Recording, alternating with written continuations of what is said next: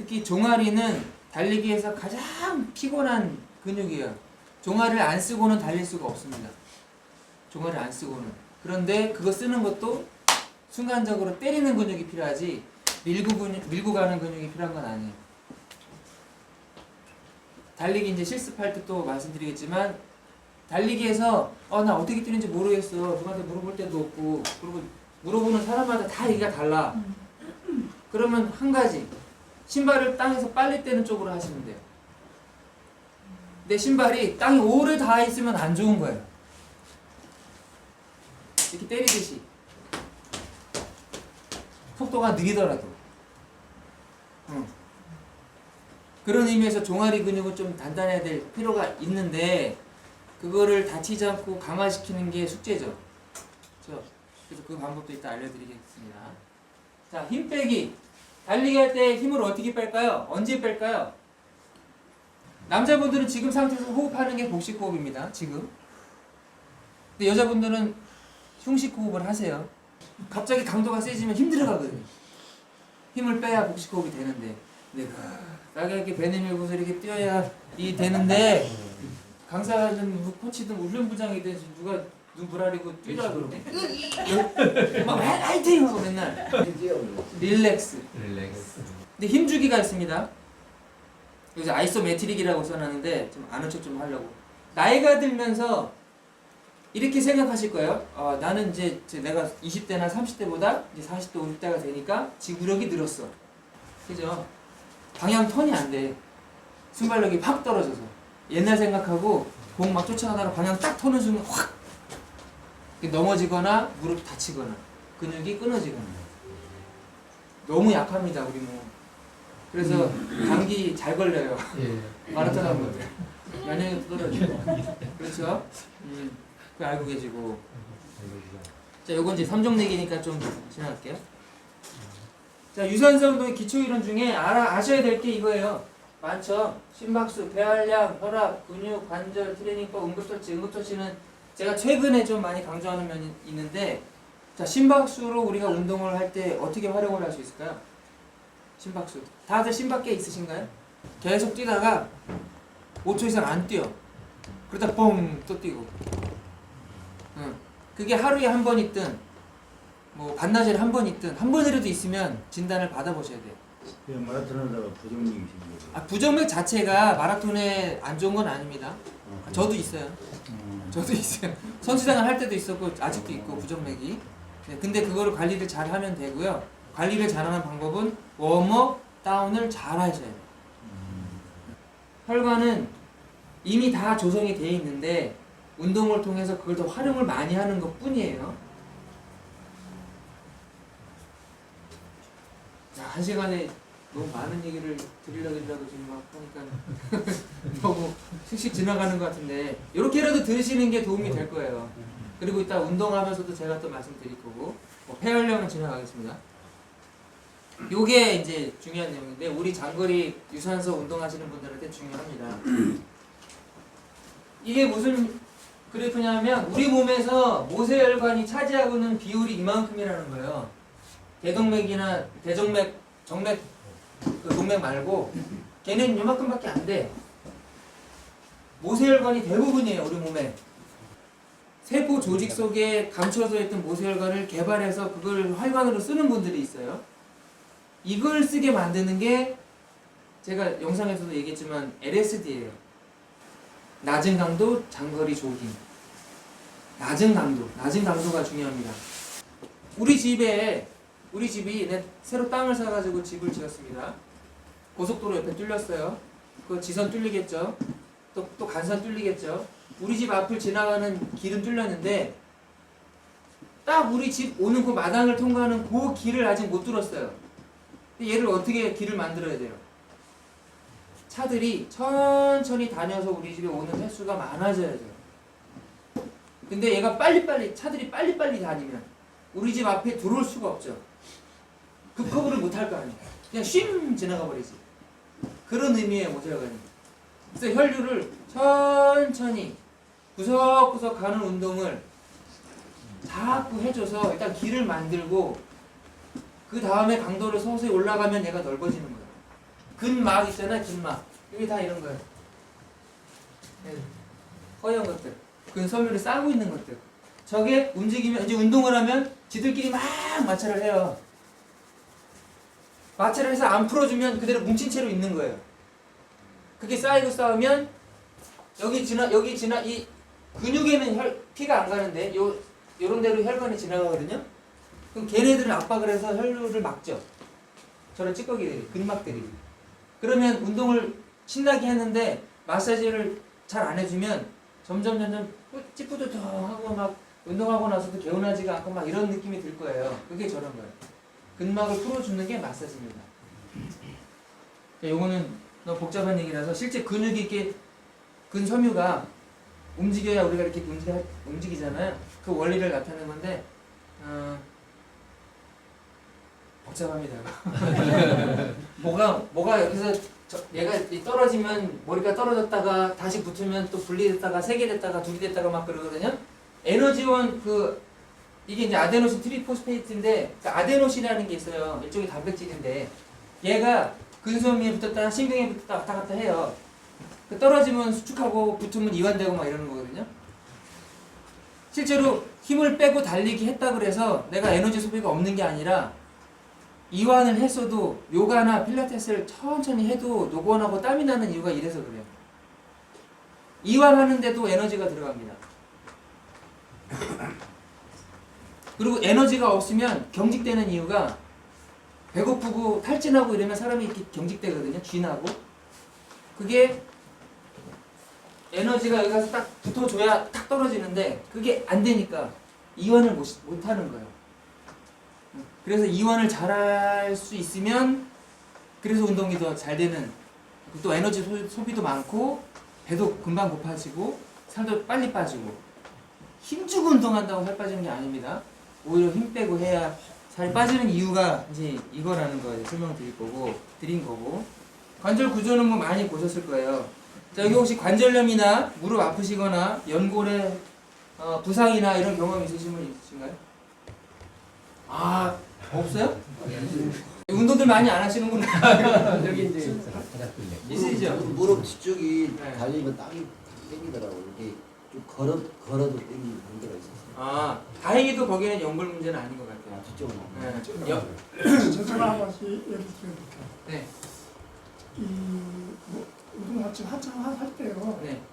무릎이 앉아 있을 때는 앉았다가 일어날 때 할머니도 저런 무릎이 바로 못 일어나는 거예요. 네, 뻣뻣해서. 이게 아파서. 아, 무릎이 아파서요? 네. 이제 그게 양반다리 하고 있다가 일어날 때. 양반들하고. 의학적으로 양반다리가 무릎에 제일 안 좋은 자세인 건 아시죠? 네. 네. 그 상태에서 아파서 그게 아파서 병원에 가면 이것저것 저것저것 안 나타나는 거예요. 예, 안 나타나요. 그러니까 이제 결국은 포기를 하고 제 나름대로 다른 이제 근력 운동하고 다른 방법으로 운동 천천히 하고 그러다 보니 어떻게 하다 보니까 또 나았어요. 네. 근데 그게 지금 연고랑 얼마 있는 건 여전히 그걸 모르겠고요. 관계 있습니다. 있어요? 네. 연골은 기본적으로 통증이 없습니다. 연골이 아파도 통증이 안 나오는데 어디 나오냐면 무릎 옆쪽으로 나와요. 네. 무릎 앞뒤 위 슬개골뼈, 이게 슬개골 앞쪽으로 있는 거는 연골하고 상관이 없습니다. 거기가 아프면. 연골 이상이 있으면 옆에가 아픈데 아픈 게 아니라 약간 약 쑤시거나 막 좀 무거운 느낌? 그런 느낌이 옆에 오면 그 연골 때문일 가능성이 높아요. 연골이 상하는 이유는 운동을 많이 해서일 수도 있지만 단순히 달리기를 많이 해서 연골이 상할 확률은 극히 낮아요. 아까 말씀하신 자세가 안 좋을 때 양반다리, 무릎을 많이 접은 상태로 비틀잖아요. 이 자세로 오래 있으면 성할 무릎이 없습니다. 다 입식 생활을 하라고 하는 이유가 그래서 그런 거고, 앉아 계실 때는 그냥 다리 뻗고 앉으셔야 돼요. 양반다리 정말 안 좋고, 양반다리보다 더 안 좋은 거는 여자분들 앉는 자세, 이렇게 다소곳하게 무릎 바깥쪽으로 이렇게 해가지고 꺾는 자세, 그거 더 안 좋아요. 달리기 하시는 분들은 그렇게 하시면 안 돼요. 네? 어떻게 앉는 다리 뻗고 앉거나 의자에 앉거나 그렇게 앉으세요. 아니면 그냥 무릎을 이렇게 모아서 앉거나 무릎을 가슴 쪽으로 끌어안고 앉거나. 절대 양반다리 하시면 정말 무릎 안 좋아요. 왜냐하면 그 실제 인골들을 제가 많이 봤거든요. 사람 이제 뼈를. 그러면 이거는 그림이고 사진이에요. 매끄럽게 생겼잖아요. 이렇게 안 생겼어 사람 뼈가. 되게 거칩니다. 막 울퉁불퉁하고 막 과간이에요. 아무튼 그래서 내가 유독 다른 사람보다 뭐 무릎이 잘 아프거나 하면 그걸 한번 의심해 보셔도 돼요. 아, 내 뼈가 좀 유달리 거칠구나. 또 그런 분들은 특징적으로 어디 저기 좀 남이 없는 부위에 튀어나오는 뼈가 또 있어요. 이렇게 자라는 뼈들. 맞아요. 그런 분들이 아마 그럴 가능성이 높아요. 관절이 되게. 정형외과 가니까 그 얘기를 하더라고. 고관절 쪽에 필요 없는 쪽에 네. 뼈가 컸다. 네. 그런 분들이 뼈가 뭐 심으면은 그래서 그걸 잘라내야 된다. 네. 불규칙하게 막 자라버리는 거예요. 맞아. 배열이 잘 안 돼 있는 분이 좀 자기한테 안 맞는 신발을 신고 무리하게 운동을 하면 족저 근만형이 쉽게 올 수도 있고, 거기가 발이 못 버티면 종아리가 아프고, 종아리가 아프니까 또 막 허벅지를 쓸려 들어가면 또 허벅지가 아프고 이렇게 되는 거예요. 그 구조에 대해서 잠깐 설명을 드리겠습니다. 요건 이제 전문적으로 트레이닝에 대한 이론인데, 요게 이런 게 있다고만 한번 들어보세요. 적응 원리라는 게 있어요. 운동을 하면 내가 운동을 오늘 하고 내일 하고 내일 모레 하고 하면 할수록 늘잖아요. 그리고 오늘은 안 되지만 내일은 할 수 있는 동작들이 있잖아요. 그렇게 다 적응의 원리라고 보시면 되고, 심폐기능 이런 것도 다 적응이 됩니다. 고산 적응 훈련, 뭐 어디 적응 훈련, 뭐 적응 훈련 다 들어보셨죠? 그런 원리예요. 처음엔 안 되지만 시간이 지나고 경험이 쌓이면 거기 적응이 되는 그런 원리. 그런 원리를 활용해서 프로그램을 만든다고 보시면 됩니다. 오늘은 내가 400 인터벌을 2분짜리 못 하잖아요. 2분 사이클로 못 하잖아. 그죠? 근데 언젠가는 된다는 거지. 3분으로 시작해도 적응을 하기 때문에. 그리고 개별성, 특수성. 이거는 모든 사람이 다 개별적으로 프로그램을 해야 된다는 얘기예요. 쉽게 말씀드리면.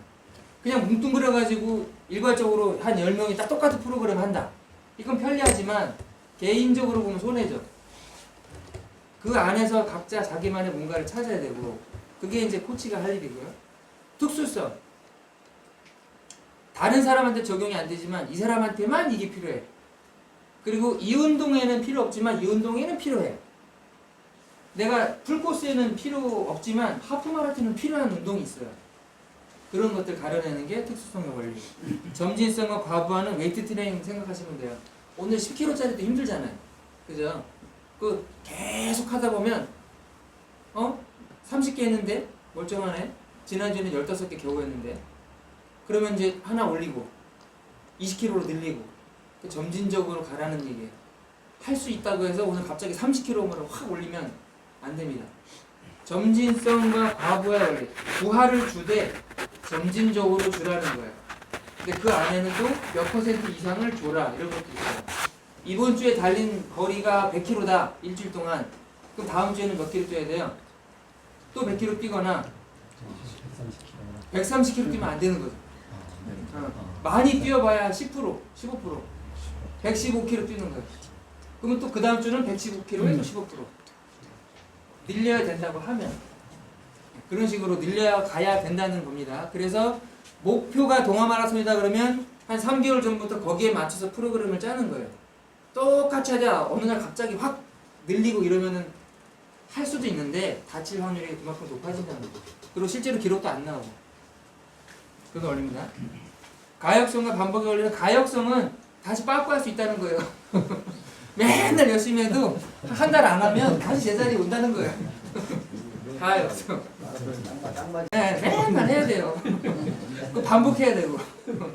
하던 거 안 하면 다시 뒤로 갑니다. 주기화는 이제 뒤에 나오는데, 주기가 있어. 주기. 1년 주기, 한 달 주기, 뭐 분기 주기 있잖아요. 똑같은 동작을 계속 반복하는 거예요. 매일 새로운 걸 하는 게 아닙니다. 훈련은 딱 프로그램 짜놨죠. 그럼 이거 3개월 동안 돌려. 그럼 그 다음 4개월째는 이거 갔다가 또 하는 거예요. 그 다음에 또 갔다가 또 하는 거예요. 그러면서 전체 양을 조금씩 늘리거나 하는 원래 주기화가 있어야 되는 거예요. 원리라고 되죠. 원리. 내가 운동을 더 잘하고 싶어요. 점점 늘고 싶어. 그럼 반드시 저걸 해라는 얘기예요. 저걸 해도 되고 안 해도 되고가 아니고, 이거 아까 좀 말씀드린 거고. 응급처치. 이거는 그 특히 여름철에 되게 겨울보다 여름에 되게 좀 신경을 많이 쓰셔야 되는데 혹시 클럽 단위로 그 AED 그 뭐죠? 자동 제세동기. 예. 그 하나는 있으셔야 돼요. 제가 그 자동으로 심 정지하면 지 혼자 뛰는 이런 거 하나 발명하려고 그러는데 너무 어려워 그거 갖고. 제세동기는 하나쯤 있으셔야 돼요. 앞으로 더 심해집니다. 왜냐하면 심혈관계 질환의 최대 적이 스트레스예요. 근데 앞으로 살면서 우리 스트레스는 점점 많아지거든요. 없어질 수가 없어요. 지금 통계적으로 급사나 심혈관계 질환으로 다치거나 사망하는 분들이 굉장히 많아졌어요. 운동하는 분들은 안전하지 않아요. 과신하시면 안 돼요. 그래서 서로 최소한 응급처치, 심폐소생술 정도는 강좌 있을 때마다 가서 들으시고 뭐 자격증 주면 자격증 따시고 땄다고 끝이 아니고 계속 연습을 하셔야 돼요. 왜냐하면 연습 안 하면 상황 벌어져도 못해요. 안 돼 있어서 습관이 안 돼 있어서. 근데 한 3번만 하시면 할 수 있어요. 올 때까지 계속 누르기만 합니다. 그죠? 그래서 요즘 경각심 한번 제가 일깨워드린 차원에서 말씀드렸습니다. 심폐소생술에서 누가 쓰러졌어 그러면 자기가 뭘 하기 전에 전화 먼저 하셔야 돼요. 119 아니면 누가 옆에 있어 그러면 너희 전화해 빨리. 지정을 해줘야 돼요. 누가 전화 좀 해주세요 그러면 아무도 안 합니다. 사람들 실험을 다 해봤어요. 아무도 안 해요. 근데 팀장님 너 빨리 또 저기 전화 좀 해 119 그럼 해요. 네. 놀라서 자기도 모르게 해. 그러면서 이 사람은 그때 이걸 이제 해야 되는 거예요.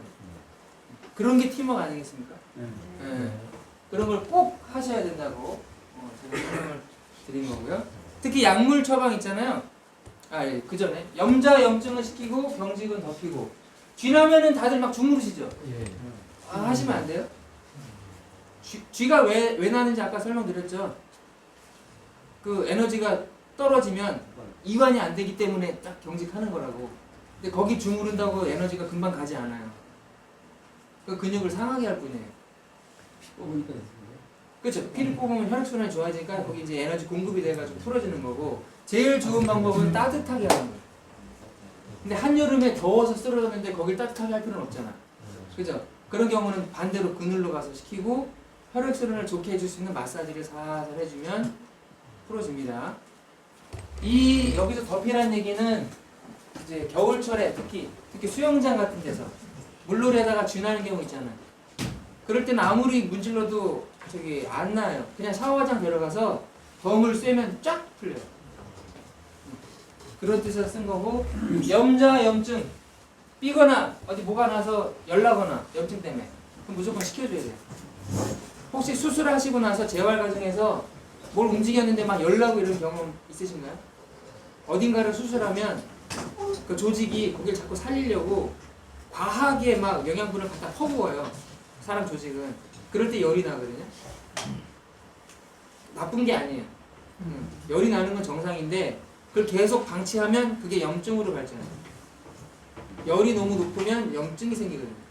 그래서 어딘가 열이 난다 그러면 무조건 얼음으로 식혀주는 게 1순위. 삐거나 다치거나 그러면 순간적으로 조직이 재생하기 위해서 피를 막 갖다 퍼부어요.